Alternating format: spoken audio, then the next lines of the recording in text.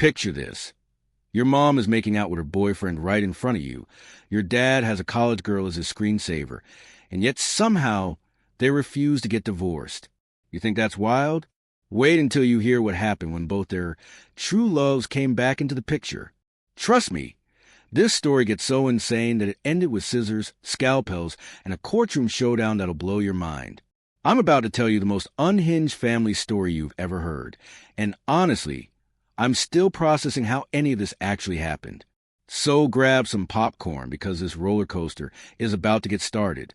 So there I was, living in what most people would call a loving home. But here's the thing. My parents showed their love by constantly flaunting their affairs in our family group chat. Yeah, you heard that right. My mom would literally send photos of herself passionately kissing her boy toys, and my dad would respond by posting wedding photos of himself with some college girl he was basically sugar daddying. And yet, despite all this chaos, they absolutely refused a divorce. Why? Because they wanted to give me a complete home. I know. The irony is thick enough to cut with a knife. But then everything changed when their so-called true loves made grand entrances back into their lives. My mom's first love, who she thought was dead, suddenly wasn't dead anymore. And my dad's college sweetheart decided to come back to the country. Our already dysfunctional family was about to become the most chaotic thing you've ever witnessed. Now, you'd think this would make divorce proceedings simple, right? Wrong. Dead wrong. Because even though they both desperately wanted to be with other people, they both wanted custody of me. And let me tell you, the lengths they went to prove their dedication to being my parent, absolutely unhinged. But I'm getting ahead of myself. Let me paint you the full picture of just how bizarre my daily life had become. So there I was one day, just trying to read a picture book like any normal kid, when my mom decides it's the perfect time to make out with her latest boyfriend. Let's call him Uncle Ning. Just a typical Tuesday afternoon, you know? When suddenly, my grandma walks in and sees this whole scene unfold. Now, my grandma was not having any of this nonsense. She immediately calls my dad, basically demanding he come over right now to witness this madness. But here's the thing about my mom. She doesn't back down from anybody. She kept right on flirting with Uncle Ning, completely unbothered by Grandma's fury. When I got tired of reading, Uncle Ning would actually read to me, which was kind of sweet in this absolutely chaotic situation. Meanwhile, Grandma is standing there fuming, lecturing my mom about faithfulness and asking what our family ever did to deserve this drama. My mom, hands on her hips, ready for war, basically told Grandma to bring it on. She was like, "You better be able to make your son divorce me." See, here's the backstory. My parents' marriage was purely a business arrangement between two wealthy families. But after they got married, my mom's family went bankrupt, which should have made divorce simple. Except both my parents had these deep, complicated feelings for other people. My dad was absolutely head over heels for this college girl. I'm talking full-on obsession mode. He had photoshopped her into our family photos as his phone wallpaper. At first, it was just pictures of him and me with her, but I wasn't having that. I demanded my mom be in the picture too. So he created this bizarre 3-person family photo with his dream girl right in the middle. And my mom? She was stuck in the past, reminiscing about her first love, this college boy who had joined the army and died on a mission. Every boy toy she found after that was basically a college-age substitute for her lost love. Talk about unresolved trauma. So when my dad finally shows up to this confrontation, he immediately scoops me up, try to comfort me while I'm just wanting to play horsey with him. But Grandma isn't letting this slide. She's laying into him about how his wife is openly cheating, and he's doing nothing about it. My dad explodes at my mom, yelling about her blatant cheating, but my mom just casually explains that Uncle Ning is my playmate. This actually calms my dad down a bit, and he even thanks Uncle Ning for taking care of me, promising him a raise. Grandma is practically having a heart attack at this point, demanding divorce. But my dad hesitates because he knows my mom will try to take me away. And my mom fires right back, claiming I'm hers anyway since I came out her body. My dad counters that he's the one who actually raised me. This argument is getting heated when suddenly both their phones ring at exactly the same time. And this is where the story takes a sharp turn into absolute insanity. My dad's phone shows Sophia calling, saying she's back in the country, and asking him to pick her up from the airport. Sophia, his goddess, the eternal pain in his heart, the woman he's been pining for all these years. But here's the kicker. My mom suddenly chokes up and whispers, "Makoto, you didn't die." Makoto, her supposedly dead first love, her idol, the guy whose tombstone I've been visiting every year. Yeah, plot twist. Turns out he wasn't actually dead, just undercover in the military. The air gets so thick you could cut it with a knife. My parents just stare at each other, then quietly look away. I'm sitting there like, "Mom, Dad, I'm hungry," while they're both processing that their true loves have just reappeared in their lives. So we all go out to eat, and it's the most awkward dinner in human history. I'm the only one actually eating while my parents are glued to their phones, texting their long-lost loves, going through every emotion you could imagine. Sadness, longing, confusion, the works. After dinner, I'm so food drunk that I fall asleep, and my dad carries me home. When I wake up later, I come downstairs to find my parents having the divorce conversation they've been avoiding for years. My dad says, "Sophia is back. I have to give her a home." And for once, my mom doesn't mock him. Instead, she sadly admits, "Makoto didn't die. He's been undercover all these years, surviving on our love. I can't betray him." Then they both look at me and say, "Son," before falling into this heavy silence. This is where things get really wild. My dad offers to let my mom take all their shared assets if he can keep me. My mom counters by offering to pay him $200,000 a month in alimony if she gets custody. They both look at each other with pure disgust and tell each other to go dream somewhere else. But here's what makes this story absolutely bonkers.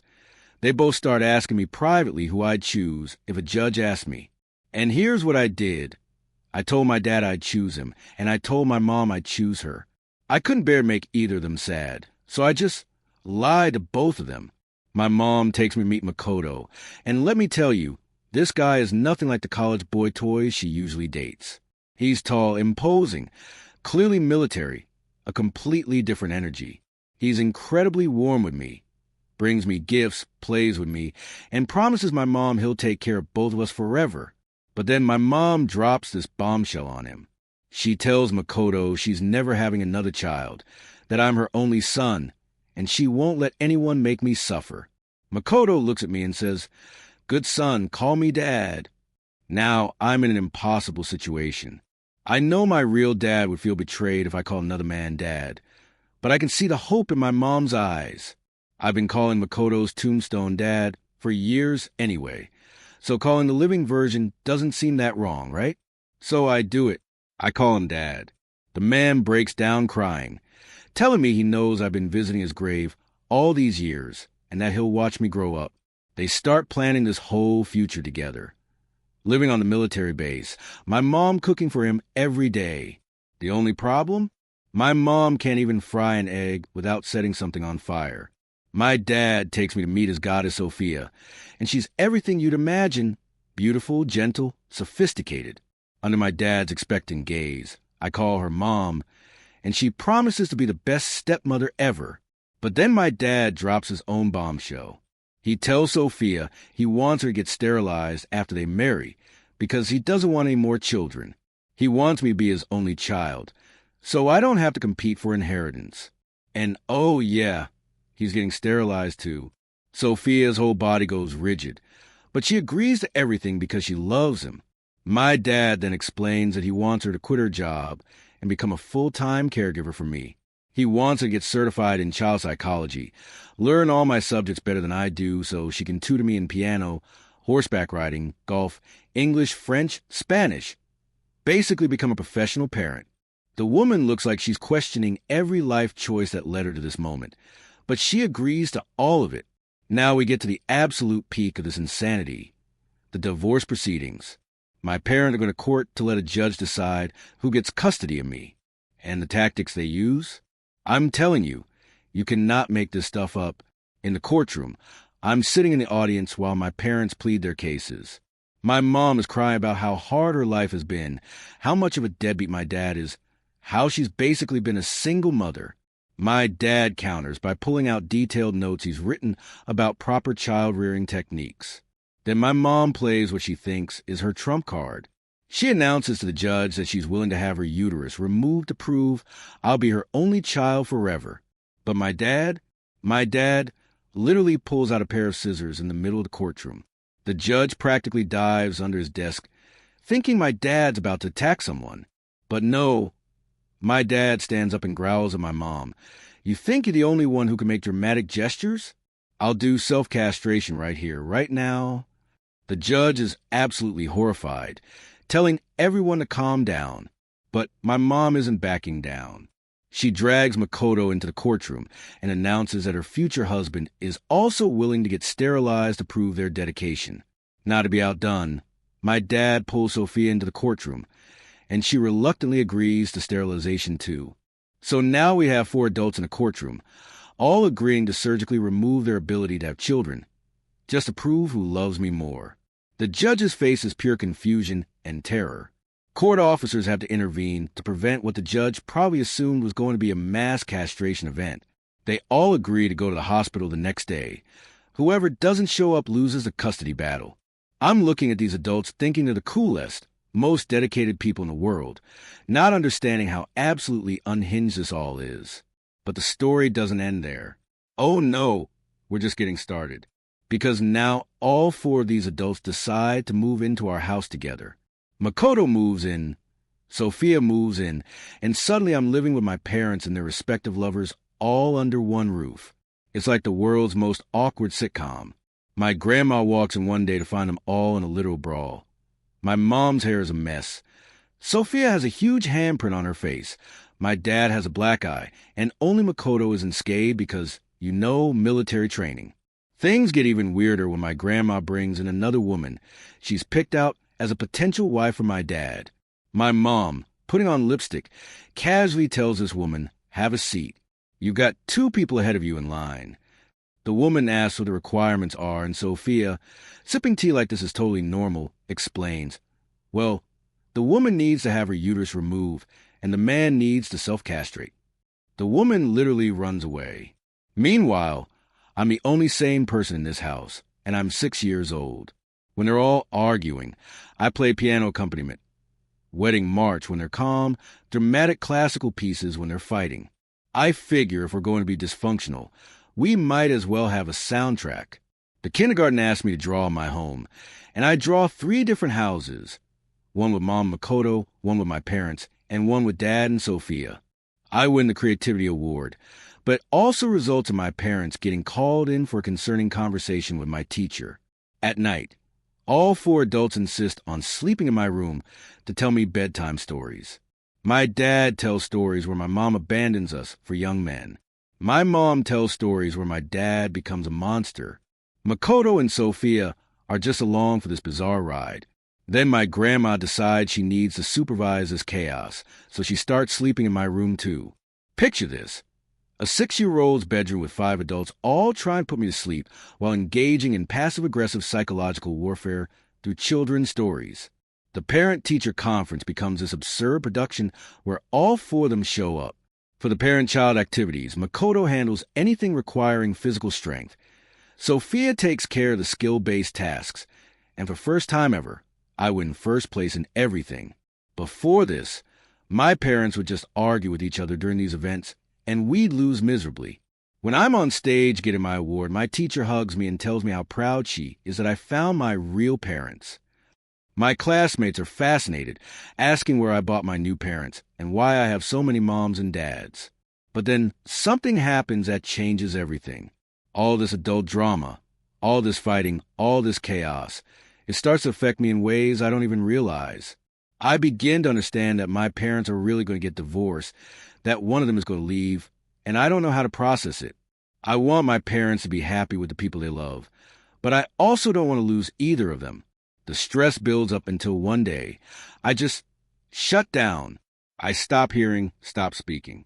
It's like my body's way of saying, this is too much. My parents rush me to doctors, and when I can't hear the sound around me anymore, I start pushing them away. I don't want to be a burden to anyone. If they want to be with other people and have new families, I don't want to stand in their way. I end up staying with my grandma for a while, and my parents respect my space, but they never stop trying to reach me. One day, these characters start showing up: Donald Duck pulling a tricycle, a White Rabbit selling cotton candy. They're straight out of the bedtime stories my parents used to tell me. Every day after school, Donald Duck picks me up in his tricycle, while the White Rabbit gives me cotton candy. I think maybe these are magical creatures from the stories, and for a little while, I'm happy again. But one day, the heat gets to be too much, and Donald Duck collapses. When they remove the costume head, it's my dad, completely exhausted from heat stroke. The White Rabbit takes off her head. It's my mom, also suffering from heat exhaustion. Seeing my parents like this, so vulnerable and exhausted from trying to make me happy, breaks something open in me. I can hear again, I can speak again, and all I want is to make sure they're okay. We end up in a hospital, all of us crying and apologizing to each other. They promise never to divorce, to stay together for me, but I realize that's not what I want either. I don't want them to sacrifice their happiness for mine. In the end, we figure out something that sounds absolutely insane, but somehow works for us. My parents don't get divorced, but Makoto and Sophia become part of our extended family. We have 3 homes, multiple parents, and somehow it all works. My dad and Makoto become fishing buddies. My mom and Sophia share skincare tips. My parents become the model couple everyone looks up to because they've learned to work together instead of against each other. To the outside world, we just say Makoto and Sophia are family friends who stay with us sometimes. My grandma tolerates it because we're no longer the neighborhood scandal. I have 2 dads who teach me different things. My biological dad teaches me about business and life strategy, while Makoto teaches me about loyalty and service. I have 2 moms, my biological mom who shows me how to stand up for myself, and Sophia who teaches me about seeing the world beyond our little bubble. It's unconventional, it's complicated, and it definitely raised some eyebrows at school. But here's the thing. Sometimes families don't look like what you expect them to. Sometimes love is messy and chaotic and involves courtroom scissor threats and multiple bedtime story sessions. The adults in my life learned that you can't force happiness by sticking to traditional structures that don't work. They learned that sometimes the best solution is the one that sounds completely crazy to everyone else, but makes sense to the people living it. Looking back on all this chaos, I realized my parents taught me something invaluable. That love isn't about possession or control. It's about wanting the people you care about to be genuinely happy, even if their happiness looks different from what you imagined. My mom learned she could love Makoto without abandoning me or my dad. My dad discovered he could care for Sophia while still being an amazing father. And I learned that sometimes the bravest thing you can do is tell the adults in your life that their happiness matters to you too. Sure, we probably traumatized a few judges, teachers, and random grandmas along the way. And yes, our family photos look like a small convention. But at the end of the day, we figured out how to be happy together. And isn't that what family is really about? So the next time you think your family is complicated, just remember, at least your parents probably haven't threatened self-castration in a courtroom to prove their love for you. And if they have, well, maybe we should start a support group. This whole experience taught me that life rarely fits into the neat little boxes we think it should. Sometimes the most beautiful solutions are the ones that make absolutely no sense to anyone else, but feel perfectly right to the people living them. If this story proves anything, it's that love is weird, family is complicated, and sometimes the best parents are the ones who are willing to dress up like cartoon characters and pull tricycles in 100-degree heat just to see you smile. Thanks for sticking with me through this absolutely bonkers family saga.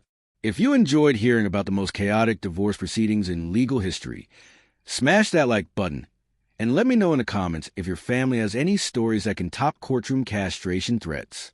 And hey, if you want to hear more unbelievable real-life stories that sound too crazy to be true, hit that subscribe button because trust me, reality is always stranger than fiction.